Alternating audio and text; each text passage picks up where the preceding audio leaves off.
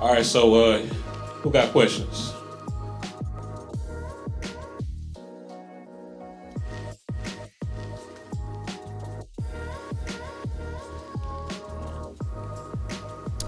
It feels like you have the weight of the world on your shoulders at all times, and you're walking on eggshells. Yeah, I think for us being men of color, it's some few pressures that we have. When it comes, a lot of pressures that we have when it comes to fatherhood, being a father. Period. There are certain pressures that are really not talked about. Whether you're African American, whether you're Caucasian, whether you're Asian, but this is our identity.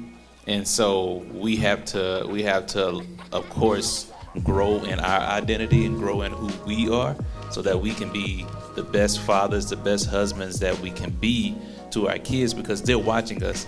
Perfect example, during Christmas, whatever I would do, Trip would do. And so apparently Trip has heard me say, dang, or god dog, or something like that. So he was opening the gift during Christmas, and he was like, God dog, because it was so much paper. And I'm just like, where did he learn that from? It's pressures that come with being men that are really not addressed because the stigma is, be a man. And like at the moment, Be a man and shut up. Be a man and shut up. And Don't cry. Yeah. Don't cry. I want you to show your feelings, but you show your feelings, you weep. Yeah. And so what we want to do, we want to make sure that we are being the example to not only, African American men, but all men, who's watching this, because we want to empower you. That's what we want to do. I'll say this before we move on. Also, being a father there's a lot of expectation on it because of what Patrick and Jay was saying. You have a little you that's watching your every move that's, gonna model their life after yours. But also it's 2022, 2023.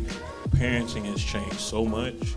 And I've been raised, like Maya was talking about, in a more old-fashioned way. And I'm kind of struggling as far as like, do I soft parent? Do I whoop my kid? He's starting to talk back. Like, what do I do? So I'm kind of like in that phase where like I'm awkwardly trying to find my way as a father. Like I'm trying to like find what's best for Simeon and the household to do, because things they and I want to just be like just lean on how I was raised, but I know like you can't do exactly everything how you was raised because it's a different time. So I'm just trying to like feel my way through. Yeah. So it's a lot of feeling your way through.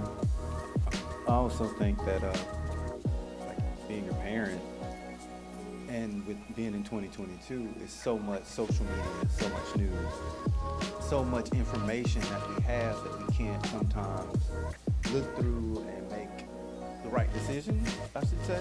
Or make comparisons. Like soft parenting and it's so many different things that we look at to try to make our children better. But sometimes I had to cut myself off from media altogether. Get away from social media and actually focus. And I think that's the problem with what we're having now. Even though, I remember rotary phones and stuff like that, but I'm saying like, You took it back with the rotary phone. But you got to think about technology. Like technology now can raise your kids. Yeah, and that what you said about social media, because they really are like making folks feel guilty for like whooping their kids. And I don't necessarily agree with like them doing that, but I also understand there's newer ways to parent. There's different ways to parent. So I'm trying to like find the right balance. But like yeah, I have to stay off social media a lot too, because like that can get in your mind if you like listening to all these different thoughts all day and these different perspectives of how people feel about what you got going on. It's like you just cut all that noise out. You just cut all that noise out and focus on God and what you got going on in your household and do what's best for y'all.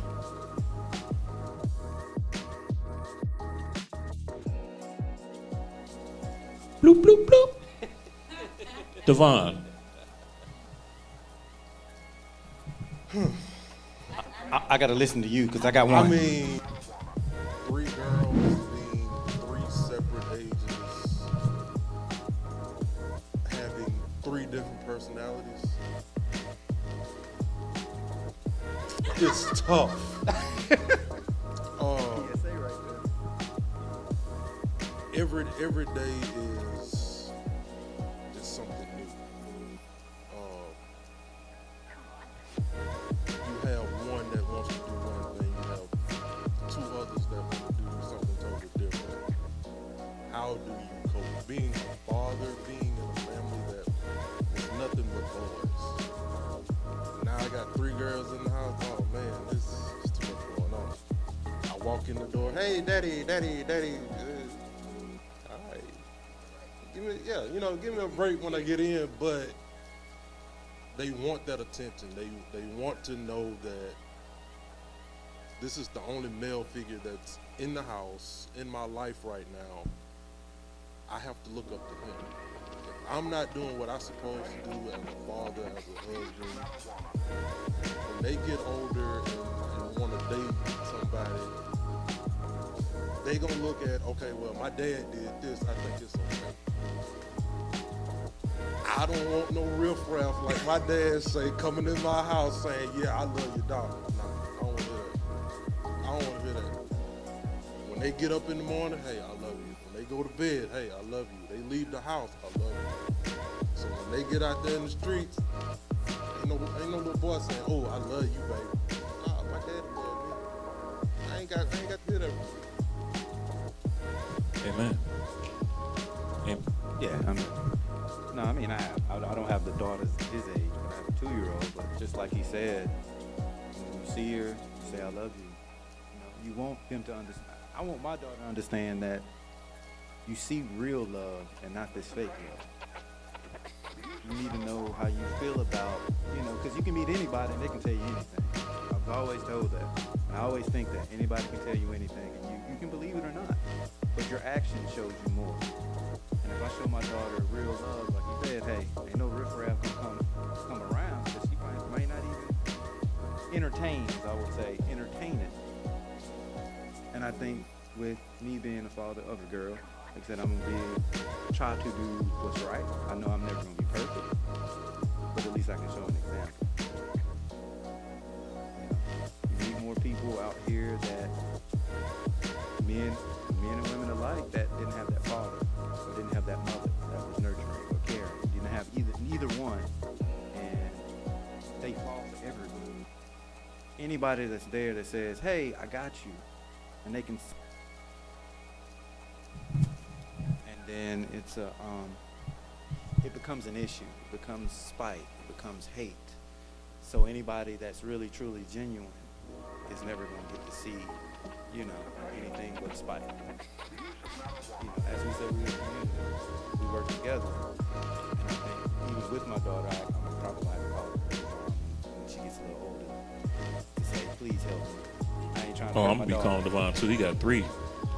he the expert. And I think that's the beautiful thing about a community is like we have like brotherhood in the community. Like your family, your physical family, you don't get to choose, but your spiritual family, you do get to choose. And so we lean on one another, grow from one another, then we can help one another. And that's really what brotherhood in a community looks like. I don't have all the answers. E doesn't have all the answers. DC doesn't have all the answers. Patrick doesn't have all the answers. But together we have it all. And that's the beautiful thing about it. And if we have that mindset, then we'll continue to grow, in our life individually, and we'll continue to grow collectively. And I think that's what brothers need to see, And this is just a PSA to any brothers out there who doesn't have a community like this. Find your community. If you find yourself fitting in with here, find your community because you can grow here, and that's what it's about. So, Momentum Church. Gang, gang. You know what I'm talking about? Gang, gang. I need me a shirt. This with the 2 in the middle. Since y'all have Here boys, we go. since you guys have boys, no, this is the real truth. Like, since you got boys, how do you feel about raising your son, you know, and how would you think it affects, you know, just society itself? Because we are men, and you know what you've been through and what they're gonna go through is gonna be totally different, but similar at the same time. Yeah. You want to go first? It's a lot of pressure because, like I was saying before, you have someone who looks like you who is gonna model their life after you to some degree. And I'm finding with Simeon, there's a lot of things I felt like I wouldn't have to. There were things I felt like I wouldn't have to worry about with a son that I would with a daughter. That might not necessarily be true. I have a handsome, beautiful son, and I hear constantly how handsome and beautiful he is, and so that has me thinking like, how folks gonna treat him when he gets, you know, the older he gets. Like, I have to like get him prepared for like to not be so caught up on people, you know, gassing him up and you know just trying to, you know, get over on him, manipulate him, use him, because my goodness, like I hear it almost all the time. I wasn't expecting it. I really wasn't expecting it to hear it as much, you know, as I would like if I had a daughter or something. But yeah, like I feel like sons need that, also that protection like we give our daughters, as far as like getting them prepared for, you know, how people are going to treat you and knowing your worth and knowing, you know, who you are, which are where your identity lies. It's not just in your looks. It's something much deeper. And yeah, I feel like, you know, that's where I'm at right now. Yeah, and I really agree with that, you know, because we kind of hear the same thing for Trip as well, you know. So my thing is, you know, being a father, I want to make sure that I protect him spiritually, physically, mentally, emotionally, financially, relationally, because if I don't do it, who will? Right. And that's the pressure I put on myself. Like, if I don't do it, who will? And yeah, like, I don't care who you are.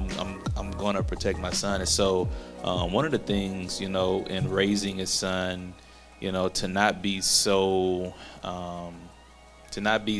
focused on the male ego, teaching him, you know, like how to be an example of like loving like me loving my wife, loving his mom. Yeah. Because of course, you know, we want our kids to follow us. And so what my thing is making sure that he sees a healthy marriage, because the best thing, a healthy relationship, the best thing I feel like I can give to him is not me giving him money, not me giving him inheritance, which that will come, but I feel like the best thing I could give to him is being a healthy individual in a healthy marriage with my wife, because that speaks volumes to him, because it says that, and I know everybody is versed with different situations. I'm just talking about my situation. I don't want to trigger anybody, but the best thing I can do is be healthy in every area of my life and continue to get healthier in those areas, so that he can see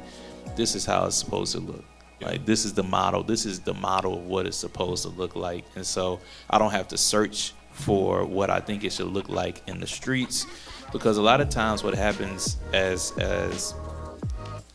males, we get to an age where we hit like a fork. We can either go down this route, which is not good, or we can go down another route, which is the best route for our life.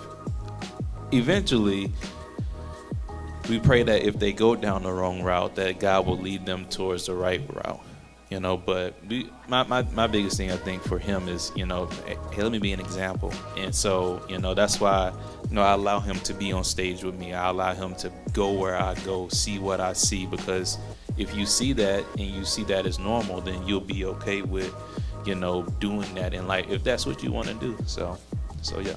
Yeah. Also, just being just loving my son, just showing him, you know, a fatherly love. I was fortunate enough to have it growing up, so that's not something I withhold from my son. I don't have, like Jay was talking about, male ego and what we perceive to be, as far as like black men in America and men in general. We have we're trying to figure out our masculinity as much as people, think we know what our masculinity is. Don't nobody. Like we trying to figure out masculinity and femininity in America, and I just know I want my son to have like a healthy relationship with me, so that he's not afraid to, I love on my son, I kiss on my son, like that's my boy, like so. Yeah, I want him to have that healthy, like male relationship, how it's supposed to be. And that's one of the things that when it came to like my dad, like he probably did it when I was a baby. I really don't remember then, but I know like in the latter years when I was in high school, college, I remember feeling his mustache on my forehead. And so for me, that was a signal to my brain, like that's okay to do with your son. Yeah. Because the thing is like, don't kiss your son. Like that's Right. this, like what? Who said it? Who said Right. so? Like Right. perfect example. I was hugging my nephew one time and he was like, men don't hug men. I said, who told you that? See. Like, where did you even get this from? He was like, I learned it in school. I was like, It's that bad. It's really that bad. Right. So Yeah. I want my son to see, like, and the beautiful thing about him, my son, he gets to see it in like almost every space that he is in. He gets Yeah. to see a healthy male relationship, which Yeah. is good, and that's what we should do. And just to piggyback off of that, I think that all males deserve the same love. Yeah. Yeah. If you have daughters, if you have sons, I have an older son. In a heartbeat, I'll pull him. Hey, boy, I love you. Yeah. I love you. I'm gonna give you a kiss. I'm gonna dap you up. Hey, Yeah. we can go wherever. But at the same time, they deserve the same love, the same support, the same affection as if you have daughters. Yeah. Because this world is Ain't gonna not love 'em. treating Yeah. I love. people, thank you, the same. Yeah. And as men, we have to let each other know that, hey, we're here for you. We love you. Whatever, whatever the case may be. Yeah. That's the conversation me and you have had before about, since he has a son, I have a daughter. We had a conversation. He says it's going to be harder for you to keep, to raise your daughter. I said, no, it's never going to be harder. It's not going to be the same, but like he said, we got to do it the same way. You can't show one child a different love. You got to show them the same. They need to know they're accepted both ways, as they're growing. Because as of right now, they're kids. They're younger. Their minds are malleable. So why would we, because he's a boy, he skins his knee. Oh, get up. She's a Walk it girl. off. Yeah, walk it off. She's a girl. She hurt herself. Let's baby her. It's like, no, you're all kids. You're going to have these problems. We got to teach them how to get back up. We don't want to teach them that when you fall, that somebody's going to always be there. Yeah. Especially a physical person, You got God. God's going to always be there, but he can't touch you. But people are always going to be there for you. So we got to teach them how to learn how to get up on their own and understand that people are going to be there. People come in your space that you don't never know why they came. You might find somebody that you might fall, hurt yourself, and a random stranger come up help you. Hey, it's okay, it's all right, right? And then you'll never see the stranger again. So I think we should, train our children to be able to understand and grow together, boy and girl alike. And they need to learn how to respect each other, both genders respect each other. Because I've seen it. You see people who because I'm a girl, I can do this to you, and you can't do nothing back to me. So that's one thing we gotta learn. We gotta train.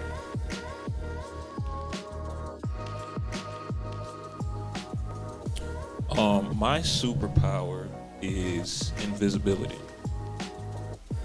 I've known this from a very young age. I am able to walk into rooms and be unassuming and not be noticed and observe. You're laughing, but I'm being dead serious. It is a very good power to have when you're around large crowds and a lot of hoopla going on and you don't want to be mixed in. You can just slip on out like Jesus did when, they was trying to grab us. You just slip on out, you know what I'm saying? Like, that's my superpower. I pop up, people like, why you walk so quiet? That's just how I walk. Like, I'm invisible. The Invisible Man. Yeah. Good book, by the way, Invisible Man by Ralph Ellison. Yeah, yeah. I think you Yeah, you won the that only one one. that was ready for that one. Yeah, really. Right. Super. Okay. Okay. Of course, I consider my man of many strengths, but I think my top two. My first one is love. My love for people. Like, I legit love people. I do. I legit love people. Like, I don't care who you are. I don't care what you've done. I don't care what you said. I don't care how you are. Like, I legit love people, and I want to see them win. Not for my benefit. Like, I want to see them win for their benefit. And I've told you all that, multiple times. Like, I don't want to see you win for my benefit because, no, I want to see you win for your benefit. And so I think my love for people, and I think people notice that sometimes, and they kind of take that for granted, and they kind of, they try to manipulate that a little bit. But, as the years have gone on, I've gotten a little bit wiser in those areas. But I think, number one out of 10 superpower is love. And I think my second one is this: being able to see in people their God-given gift. Like, I can see in a person, like, this is what you're gifted in. Like, this is what you need to be doing.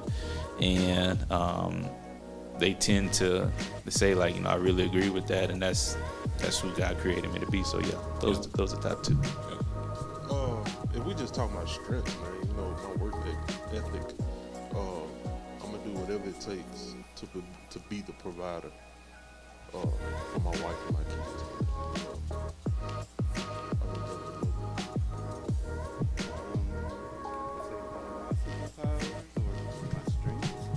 I'm still trying to figure this one out though. I have random people talk to me all the time, and I have a lot of one-on-one time with a lot of people. I can at least say this in life. I've pretty much spent one-on-one time with almost everybody around me in one way or another. Pastor Bell has always spent one-on-one time. Me and Jaden had one-on-one time. Me and Ezra had one-on-one time. Me and Devon even had one-on-one time. Just hearing different conversations. And I know that, like, a lot of people will tell me things, and I don't bring it out to anybody because it's not my place. But I also use those conversations that I've had with people. It molds me in my thought process. That's why I'm always, when you talk about stuff, you say I have big thoughts. It's not because I have big thoughts, it's because it's questions that I want not really to answer. It's just, what do you think about the same question that I think about? And how would you respond to it? Because I know my response would be this, but if your response is something different, where did I miss that response? What did I not hear? Or what did you hear that I needed to know? Like when people say it'll be okay, that bothers me. It's not because I don't think it's gonna be okay. It's like, why isn't it okay? You know? And I know we've all had that. So that's one of my problems. I'm not scared to ask anybody any questions. But if I ask you, if I say some joke or I'll say something about it, I'm not judging it. I'm just literally like, hey, this is what I would have did, or this is what I would have thought about it. And it's not that I'm condemning or saying something's wrong. It's like, hey, we all make mistakes. So I think that's one of mine. Since we're talking about strengths, my powers would be I'm generous. I don't hold grudges. Almost impossible for me to hold grudges unless you did something very treacherous. And I'm a help. Like I play a good support position. That's literally what my name means. That's what my name means. My name means help. So I also love to help. So if I can help any way possible, and it's within my strength and power to do so. If it's a new skill that I need to learn, yeah. Yeah. And I can say this about like each and every one of these of my brothers up here. Like, there's no cap. Like that's authentic. Like that's their authentic selves. Like. And I appreciate that. I appreciate y'all, and of course, I love y'all, and I think we need to hear that more from one another. Because I believe when we hear that more from one another, then guess what happens? Then we have a healthy respect for one another, you know? And I think that's what people need to see. We need to see like that healthy respect between brothers, because if you see that healthy respect between them, then it's going to inspire them, you know? And that's what we want to do as a community, inspire one another, you know, because there's been things you've said, things you've done that have inspired me to say, okay, you know, how can I be, you know, even better, you know? So I appreciate y'all. We appreciate you too, and we love you, man.